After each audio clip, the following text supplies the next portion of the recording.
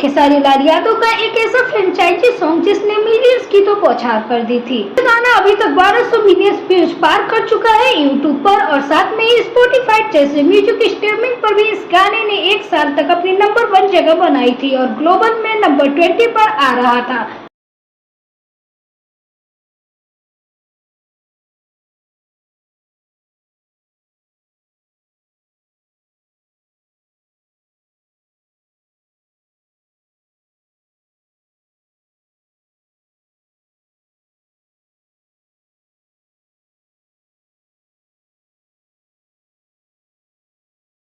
नाम था नथुनिया। 500 मिलियन व्यूज एक सिंगल वीडियो पे आपको देखने को मिल जाएंगे जब आप YouTube पर सर्च करेंगे। तो इसी का पार्ट 2 लेके आ रहे हैं और इसी गाने की जानकारी सारा कुछ आपको अपडेट इस वीडियो में देने वाले हैं। वीडियो में लास्ट तक जरूर बने रहिएगा। तो इस नए वीडियो में पहला पार्ट जितना आपको पसंद आया था उससे कहीं ज्यादा पसंद आने वाला है यह पार्ट 2। गाने में काम कर रहे हैं पहले एक्ट्रेस की बात करें तो यह एक बॉलीवुड मॉडल होने वाली है जिसका नाम है देसी सा। गाने का टाइटल रखा गया नथुनिया 2। खेसारी लाल यादव का एक अलग अंदाज इस नए वीडियो में आपको देखने को मिलेगा।